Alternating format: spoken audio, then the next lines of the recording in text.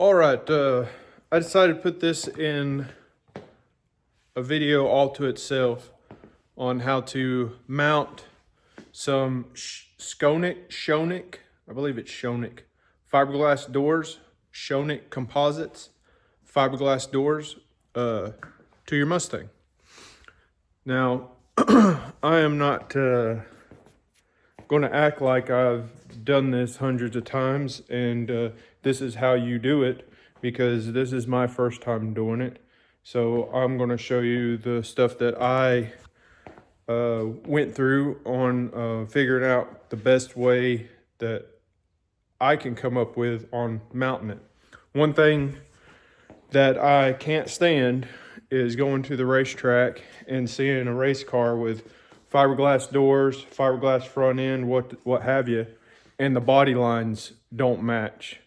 Mustangs has got the bottom body lines about midway through the door, got the molding and stuff, and you'll go to the racetrack and they're all jacked up, don't line up. I can't stand that. I don't know if it bothers you. It must not bother most people because you see a lot of them like that. So I'm just going to, in this video, show you what I've went through and what I've learned so far on how to mount these doors. I haven't really come across a video that shows, so I figured I'd make one. So I'm going to flip the camera around. I've already got the passenger side mounted and I'm about to start on the driver's side. So I'll show you what I've done so far. Okay, so I guess I'll start off with, these are Team Z lift-off hinges. The top hinge, just the door part sits on like a ball of the hinge that mounts to the car, and then this one down here at the bottom, it slides in a flat area and then rotates. Well, instead of me trying to explain it to you, I'll let you see it. It's got the top and bottom. They're aluminum brackets, and this top one, you can see it's just a ball there, and it sits on top of it just like that, and then swings out. Well, this bottom piece, it has a flat groove and then a round hole, and then the pin is flat on two sides.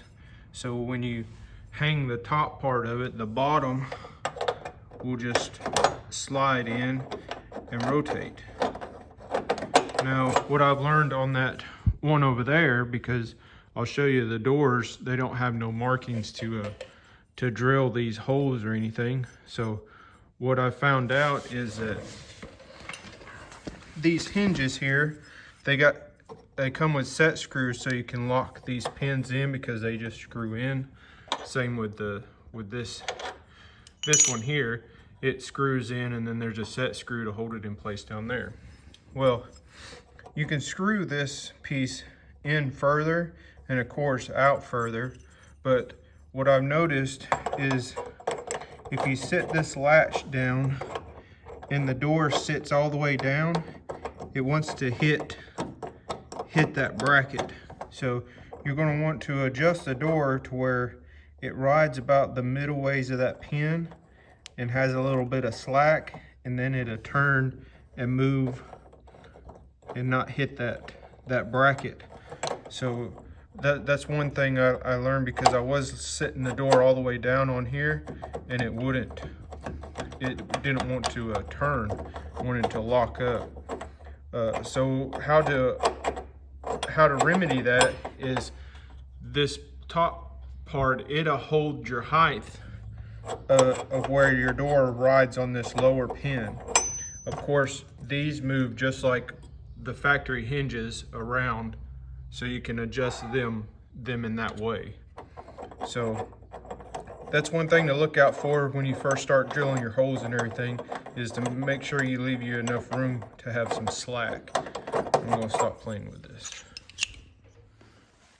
Now, as you can see, what I was talking about, how that that hinge, it rides about middle way of that that piece, and I don't know if it matters, but I wanted it to be a little bit lower than the flat areas on the pin, just in case it tries to pull out, which it's turned, you have to turn it and line it up one way, so I don't think it matters, but I just did it because but as you can see, I haven't done any trimming on the front edge of these doors. Shonik doors likes to leave a lot of material on the outer edges of the doors. That way you can make them fit your panels the way they need to be fit up.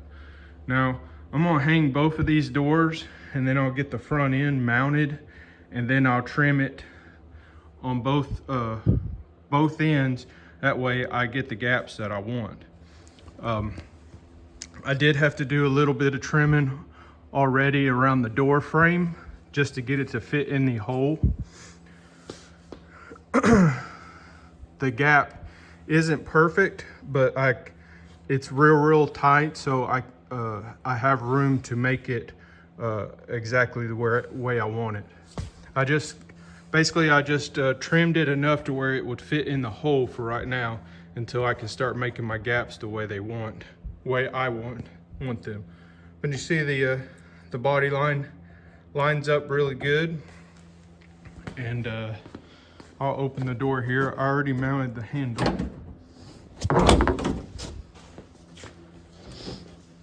What I did is I put a 5-inch hole in this area here.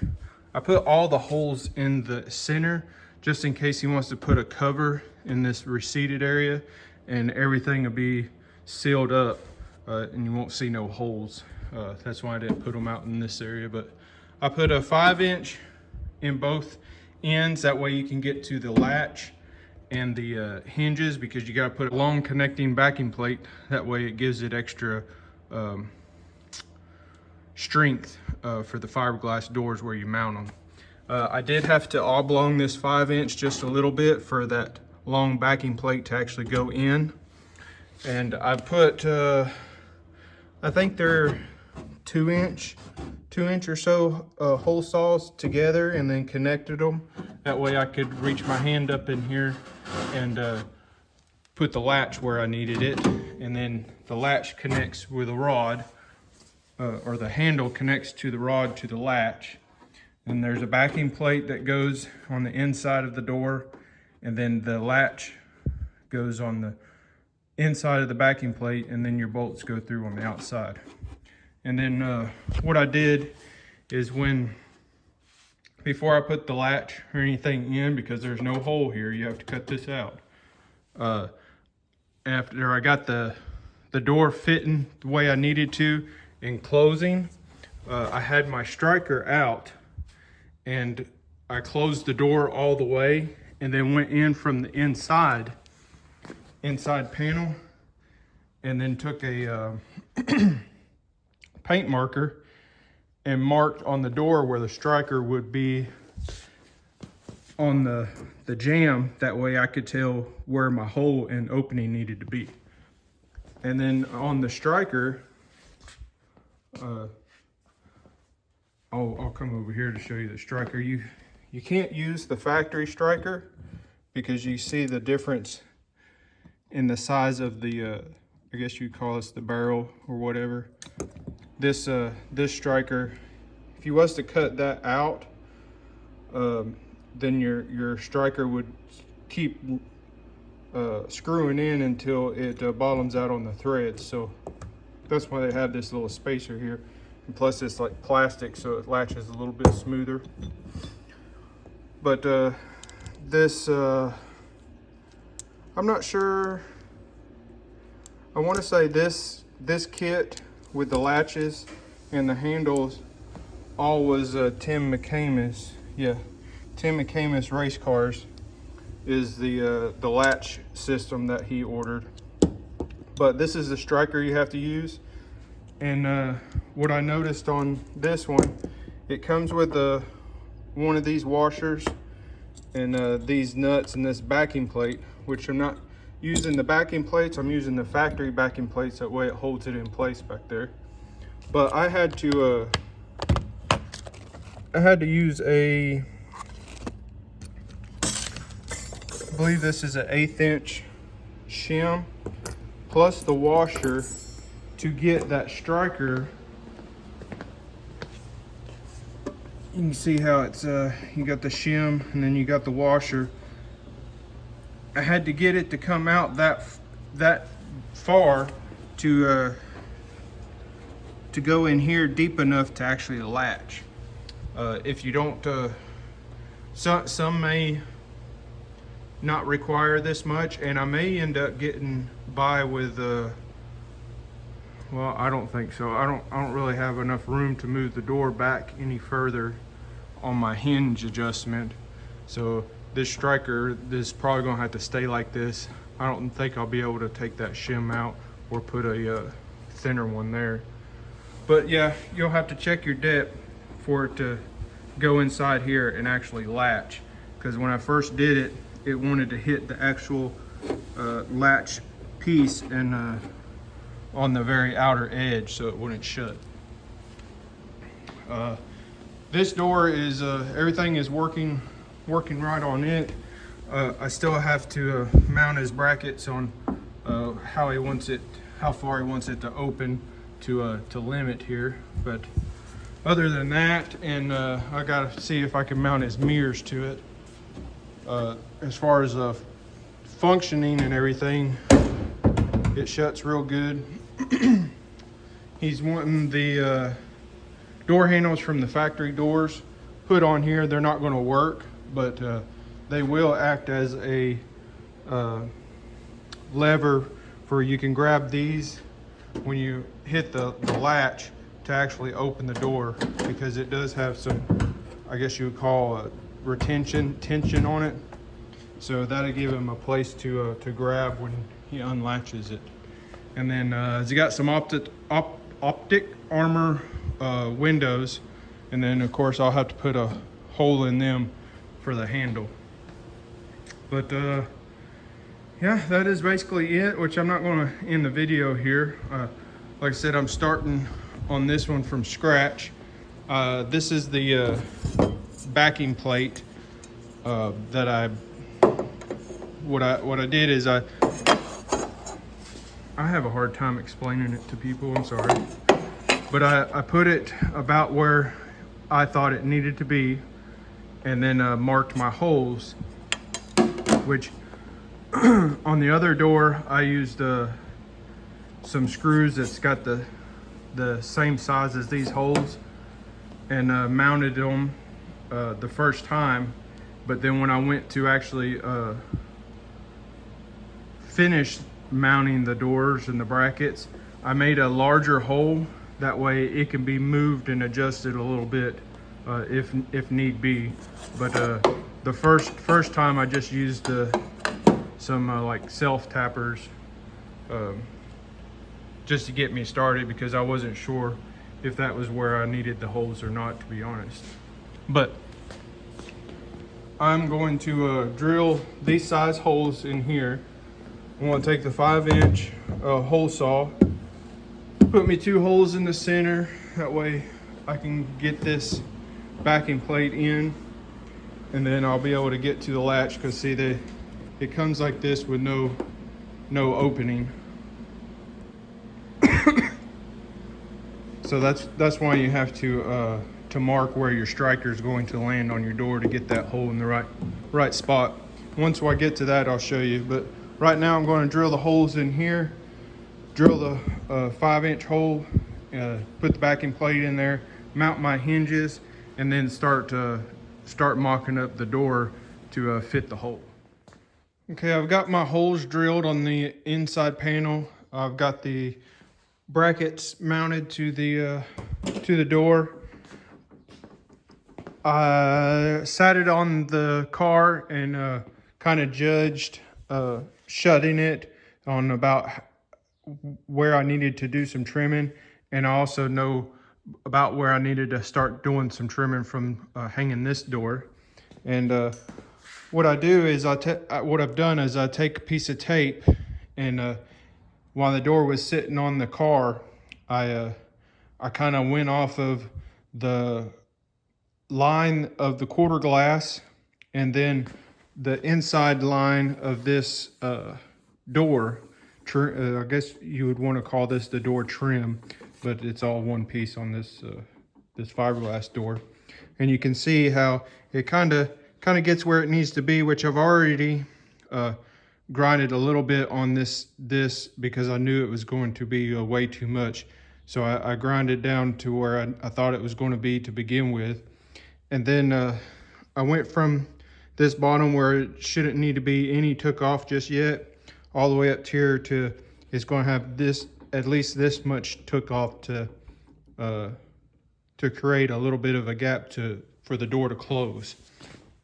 And I did grind. You can see it's probably going to almost go all the way to this this rough edge, but I did take a little bit off just to the point where it should almost close. I just don't want to take off too much, so I'm working on it slowly. And then down here on the bottom, you can see I marked a place here, and on the other end, I didn't know all these fox bodies that I've worked on. This is the first set of fiberglass doors that I've mounted, and all this time I never noticed and never really paid attention, but from these body lines of the doors towards the back, if you measure from the body line down to the bottom of the door on factory doors, it's about 8 3/4 inch to the bottom. And then on the front of the door, it's about 8 1/4 inch. And I never noticed, and I don't know if you'll be able to catch it in camera, but I can see it. Hopefully you can see it. But the door kind of runs downhill, the molding, because from this body line down is 8 1/4 towards the front and 8 3/4 at the rear, roughly. I mean, it's got a contour to it, so kind of hard to measure with a tape measure, but that'll get it in the general area. So yeah, I never knew that until now, where I had to measure to get basically the bottom edge of the door correct, because it's just rough cut. So I measured from 8 3/4 on this end, 8 1/4 on this end, and then I run me a piece of tape as straight as possible, and then I'll cut that off, and that should give me enough gap to be able to close the door. And then I'll grind this off, and I'm going to have to take a little bit off of here so it won't hit the trim, but that should get me real close to be able to start shutting the door.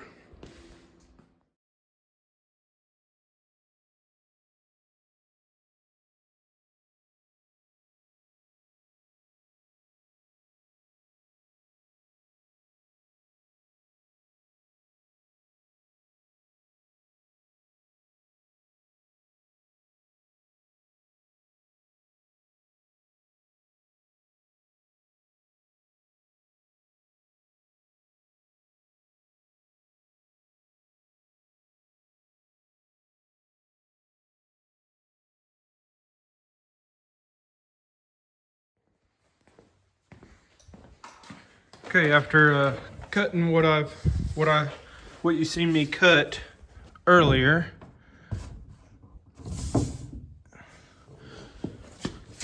I got the door hanging back up here, and as I go to close the door, you can see right here against that trim that it just barely touches.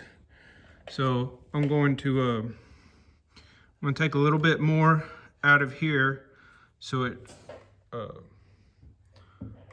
clears that trim.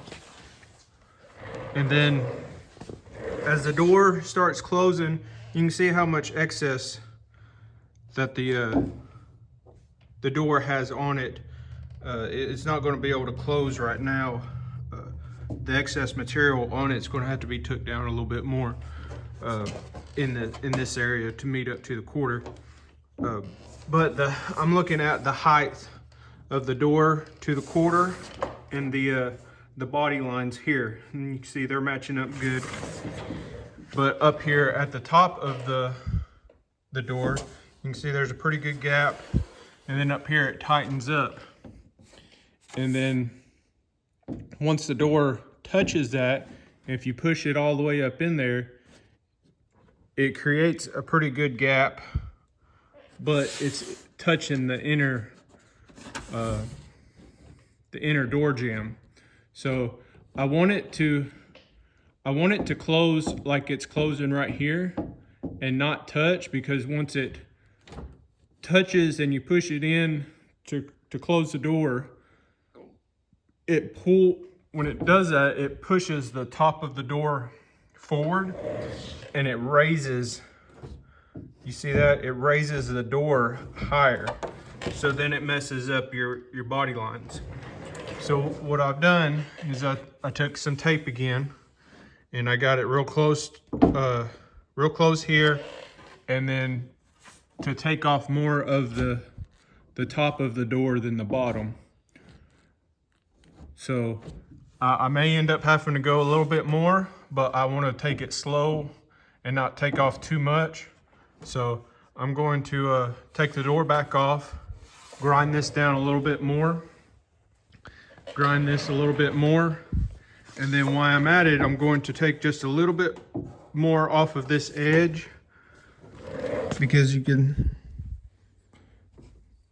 see it's kind of close, but I want it to fit up into that quarter panel as tight as can be, without taking out too much and making a large gap that I may need to move the door forward, and then it raises that gap even more. So I shouldn't have to go forward anymore, because then I'll be way too far into this trim. So I got it pushed back about as far as I can go. But yeah, so what I'm going to do, I'm going to take the door back off, trim it some more, and put it back on. And I'll probably do that a few more times till I get the door able to close. And then I may end up still moving my brackets and adjusting and tweaking the door a little bit to get it fitting how I want it. Okay, so after hours and hours and hours of fitting these doors, I finally got them to where I like them, and I'm pretty happy with them. I'll start with this driver's side over here. You can see the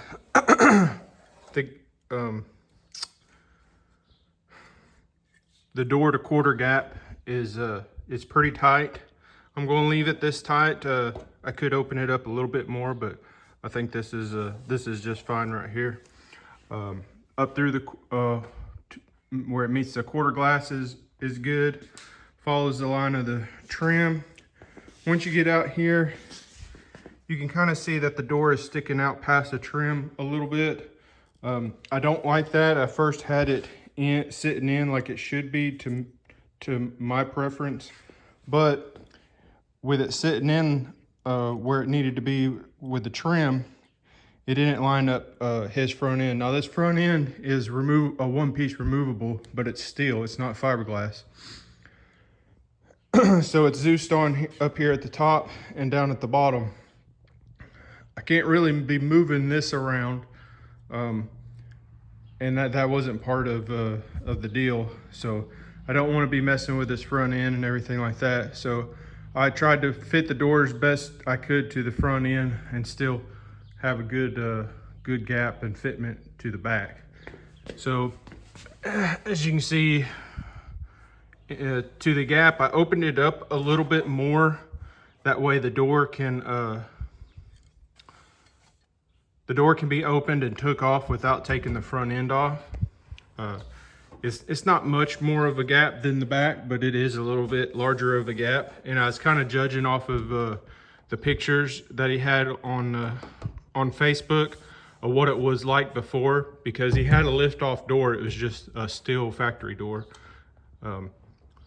for the driver's side. The passenger side wasn't lift off. But you can see that the extra material that Shonik leaves on his doors helps out, because I didn't take it all the way down, all the way to the actual edge that he has molded in the door. I left some material on there. So what I'll do is when I go to start sanding the door and stuff, I'll fill in that little bit of a height difference, and you won't be able to tell it. It'll look like that's the end of the door. So this one's fitting up real good. You can see that I mounted the mirror, mounted the handle. Door opens and shuts real nice. You can see the strap, the limiter strap, got it mounted up, which, you know, I'm gonna paint the door, so I gotta take all this stuff back off. But cut the gap in the door for the handle on this side. Got a opening so you can get to the nuts and the bar that connects the hinge to the handle. And I also went ahead and fitted up his outside door handle, which is just going to be for looks. I'm not going to rivet it yet because I'm going to paint it separate. And then after it's all painted, I'll stick it in there and put 2 rivets in it. But it's not going to be hooked up to anything. He's going to be opening it with this. I did cut out the optic armor windows for this. I don't know.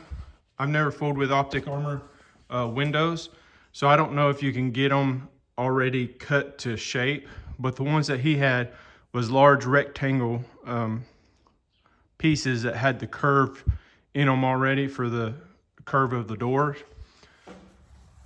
So what I did is I just took some cardboard paper and had the door over there on my stand. I didn't film any of this because I was just kind of frustrated it was taking me so long on these doors. But I put the cardboard paper over it, and then you can see that the door has a, I guess you'd call it a body line, all the way up. That cardboard paper, I taped it to the door, let it overhang, taped it to the top of the door, let it overhang. And then I just took my finger and I pressed and followed the contour of the door, and that left an impression on the cardboard paper. And then I just took some scissors and cut the cardboard paper, used it as a template, put it on the optic armor windows, cut the windows down. I left a little bit so I don't cut too much at one time. Stuck them on there, grinded the edges down a little bit where they had a nice fit. I didn't put the mirrors on with the optic armor pieces there. These mirrors has got some short studs, so I'm not sure if the mirror is going to go through the optic armor pieces and the door both and be able to tighten down with a nut. So curious about that. I may have to grind some of the door on the back side to be able to make that work. I'm not sure yet on it. And then I didn't have my handles placed when I fit the windows. So when I go to actually install the windows, I'm going to have to put a hole opening for the door latch in it also. But where I'm at right now is I'm ready to take the doors back off. I'm going to take everything that I've put on it, put on them off, and get things ready to be primered so I can get them painted. And then I guess I can show you this too. I like the fitment better on the driver's side of the door. Driver's side, I like the fitment on the driver's side better than the passenger side. And I'll show you. The passenger side over here has got a little bit more of a gap opening, and the gap is larger at the top than at the bottom, and I actually had to take the door down all the way to that that little actual door edge instead of leaving some material behind it down at the bottom, because this front end on this side is sagging a little bit in the front. You can see how the door follows the body line from the quarter panel, comes down, and then when it reaches the fender, which this bottom piece is throwing it off even more because it's tweaked lower in the front, but the fender runs downhill more than what it should, and it's just because the way this front end is, it sits on this tube here and slides in, and there's just some play in it right there. I took a jack and I jacked it up right here, and once you jack that front end up just a little bit, this gap gets a whole lot better. He said he's eventually going to go with a fiberglass one-piece front end, so I'm not going to be modifying this front end at all. I'm sure he's going to be happy with this because it was worse with the other door. So, but on this side, it does fit to the trim a lot better. The door didn't have to come out as far as the driver's side. And then this side can still be took off without taking the front end off too. So that helps. But I guess I'll stop talking and take these doors back off, take all the parts off of them, and start prepping them for primer. Okay, so I've got the doors off of the Mustang, got them in here, primed them, put some guide coat, base coat on it so I can see where I'm sanding. I prepped and got ready the door moldings. He wants them put back on the doors. These are factory moldings. They're in really good shape, very nice and straight. I don't like the aftermarket ones because they want to curl on the ends. These is in good shape, so I saved them. I'm about to start sanding everything with 150, 220, and put another coat of primer on them. And out here, I also had this Jeep come in, Jeep Grand Cherokee. Had a small ding in the driver's side front of the fender, and the front bumper was scuffed up a little bit. That polished out, and I pulled the dent out, swiped some filler on it, got it in primer at the same time. I already sanded it this morning. It is ready. I could probably go ahead and paint it, but just in case some sand scratches come through that, I'm going to prime it again once I prime these doors again. So I'm going to get to blocking these doors and shoot some more primer on. It's in the middle of blocking these doors, and I'd figure I'd show you kind of what the reason for putting this base coat over top of my primer as a guide coat to see where I've sanded. You can see that I've blocked the whole door, all the flat areas. I haven't really got into this edge yet. I use a different block for it. But you can see where the block will sand all that black off and reveal where you haven't sanded or low spots. Like I just started doing it over here. I got a great big block for the long straight panels like this. And you can see why I am sanding the door.